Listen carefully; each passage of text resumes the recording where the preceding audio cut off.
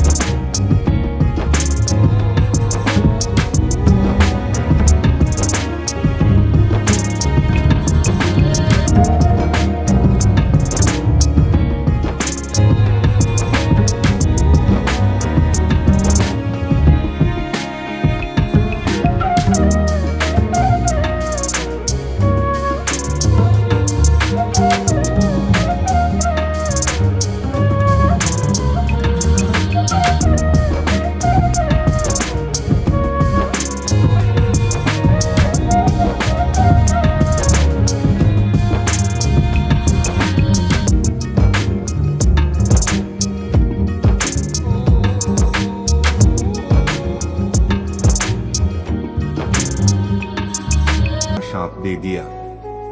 शाप के कारण त्रिशंकु का सुंदर शरीर काला पड़ गया।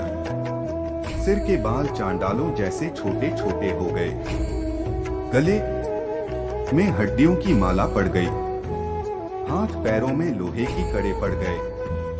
त्रिशंकु का ऐसा वेश देखकर उनके मंत्री तथा दरबारी उनका साथ छोड़कर चले गए।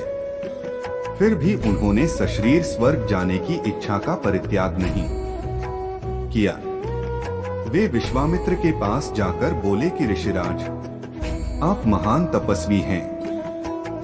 मेरी सशरीर स्वर्ग जाने की इच्छा को पूर्ण करके मुझे कृतार्थ कीजिए। विश्वामित्र ने कहा कि राजन, तुम मेरी शरण में आए हो, मैं तुम्हारी इच्छा अवश्य पूर्ण करूंगा। इतना कहकर विश्वामित्र ने अपने उन चारों पुत्रों को बुलाया जो दक्षिण प्रांत में अपनी पत्नी के साथ तपस्या करते हुए उन्हें प्राप्त हुए थे और उनसे यज्ञ की सामग्री एकत्रित करने के लिए कहा। उन्होंने अपने शिष्यों के द्वारा वशिष्ठ के पुत्रों सहित वन में रहने वाले सब ऋषि मुनियों को यज्ञ में सम्मिलित होने के लिए निमंत्रण भी भिजवा दिया।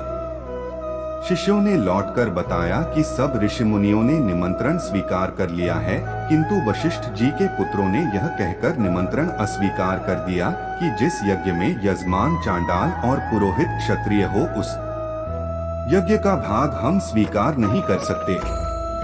यह सुनकर विश्वामित्र जी ने क्रुद्ध होकर कहा कि उन्होंने अकारण ही मेरा अपमान किया है। मैं उन्हें शाप देता हूँ कि उन सबका नाश हो।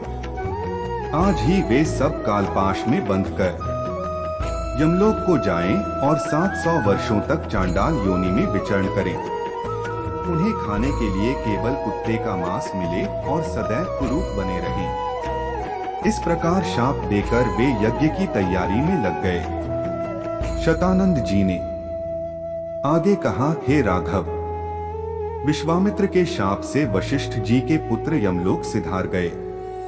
वशिष्ठ जी के पुत्रों के परिणाम से भयभीत सभी ऋषि मुनियों ने यज्ञ में विश्वामित्र का साथ दिया।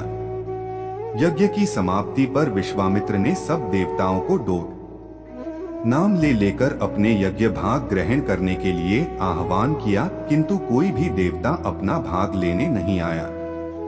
इस पर क्रुद्ध होकर विश्वामित्र ने अर्घ्य हाथ में लेकर कहा कि हे त्रिशंकु, मैं तुझे अपनी तपस्या के बल से स्वर्ग भेजता हूँ। इतना कहकर विश्वामित्र ने मंत्र पढ़ते हुए आकाश में जल छिड़का और राजा त्रिशंकु शरीर सहित आकाश में चढ़ते हुए स्वर्ग जा पहुँचे। त्रिशंकु को स्वर्ग में आया देख इंद्र ने क्रोध से कहा कि रे मूर्ख, तुझे तेरे गुरु ने शाप दिया है, इसलिए तू स्वर्ग में रहने योग्य नहीं है। इंद्र के ऐसा कहते ही त्रिशंकु सिर के बल पृथ्वी पर गिरने लगे और विश्वामित्र से अपनी रक्षा की प्रार्थना करने लगे। विश्वामित्र ने उन्हें वहीं ठहरने का आदेश दिया और वे अधर में ही सिर के बल लटक गए। त्रिशंकु की पीड़ा की कल्पना करके विश्वामित्र ने उसी स्थान पर अपनी तपस्या के बल से स्वर्ग की सृष्टि कर दी और नए तारे तथा दक्षिण दिशा में सप्तर्षि मंडल बना दिया। इसके बाद उन्होंने नए इंद्र की सृष्टि करने का विचार किया, जिससे इंद्र सहित सभी देवता भयभीत होकर विश्वामित्र से अनुनय विनय करने लगे। वे बोले कि हमने त्रिशंकु को केवल इसलिए लौटा दिया था कि वे गुरु के शाप के कारण स्वर्ग में नहीं रह सकते थे। इंद्र की बात सुनकर विश्वामित्र जी बोले कि मैंने इसे स्वर्ग भेजने का वचन दिया है, इसलिए मेरे द्वारा बनाया गया यह स्वर्ग मंडल हमेशा रहेगा और त्रिशंकु सदा इस नक्षत्र मंडल में अमर होकर राज्य करेगा। इससे संतुष्ट होकर इंद्रादि देवता अपने अपने स्थानों को वापस चले गए।